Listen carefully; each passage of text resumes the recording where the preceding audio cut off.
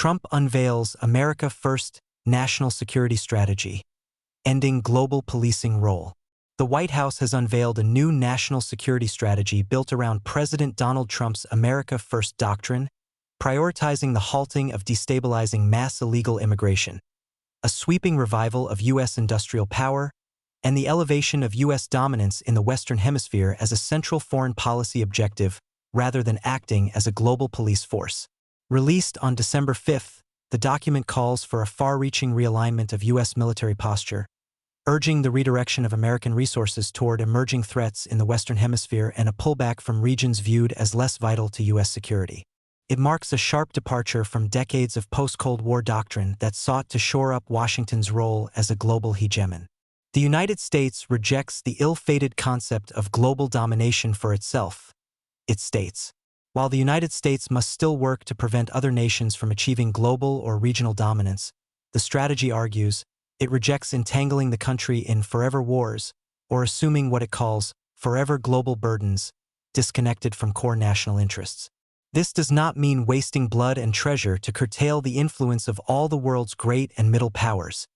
The strategy states, the outsized influence of larger, richer, and stronger nations is a timeless truth of international relations. This reality sometimes entails working with partners to thwart ambitions that threaten our joint interests. In place of open-ended military commitments, the strategy calls for allies to assume primary responsibility for their own defense. Washington, it says, will increasingly rely on economic tools, such as favorable commercial terms, defense procurement cooperation, or technology sharing, acting as a convener and supporter that manages a network of burden-sharing partnerships rather than serving as the first responder in every crisis. The days of the United States propping up the entire world order like Atlas are over, it states. This strategic clarity will allow the United States to counter hostile and subversive influences efficiently while avoiding the overextension and diffuse focus that undermined past efforts. Reviving the Monroe Doctrine. The strategy speaks explicitly about deepening U.S. influence in Latin America, where the administration has stepped up maritime interdictions, pressured leftist governments, and pressed for stronger control over critical infrastructure, such as the Panama Canal. The United States must be preeminent in the Western Hemisphere as a condition of our security and prosperity, a condition that allows us to assert ourselves confidently where and when we need to in the region, it states. Central to that vision is a Trump corollary to the Monroe Doctrine, under which the United States will block foreign rivals, implicitly China, from acquiring or controlling critical ports, telecommunications networks, or other infrastructure in the Americas. The strategy calls for enhanced Coast Guard and naval deployments, targeted operations against drug cartels, including potential lethal force, and stepped-up commercial diplomacy to counter foreign investment.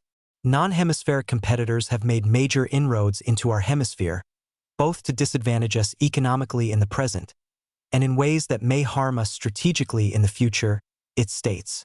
Allowing these incursions without serious pushback is another great American strategic mistake of recent decades. Mass migration, economic security. Immigration is presented as a core national security challenge. The strategy argues that uncontrolled mass migration threatens U.S. cohesion, wages, and sovereignty, identifying border control as essential to national defense. It links border vulnerabilities to foreign espionage, drug trafficking, and cartel violence, calling for firm federal control over all entries into the country. A border controlled by the will of the American people, as implemented by their government, is fundamental to the survival of the United States as a sovereign republic. It notes. The era of mass migration must end. The strategy also portrays Europe as facing civilizational erasure due to migration, demographic decline, and political censorship, urging Europe to regain its civilizational self-confidence.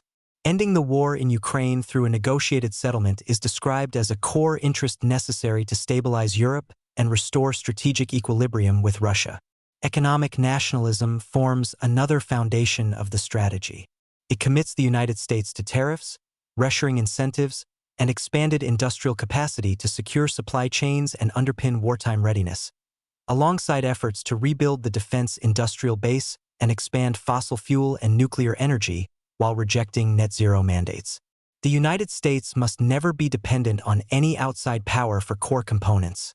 It states, "We must resecure our own independent and reliable access to the goods we need to defend ourselves and preserve our way of life." China as main competitor, Middle East and Africa recast.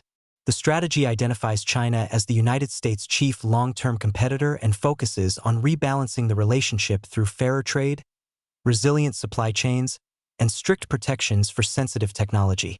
In the long term, maintaining American economic and technological preeminence is the surest way to deter and prevent a large-scale military conflict, it states, while also emphasizing continued deterrence in the Indo-Pacific. The United States will maintain a strong presence in the Western Pacific, but insists allies must assume far greater responsibility for regional stability. "We will build a military capable of denying aggression anywhere in the first island chain," it states. But the American military cannot, and should not have to, do this alone. The Middle East is de-emphasized as a primary focus, with the document citing domestic energy abundance and Trump's regional peace efforts.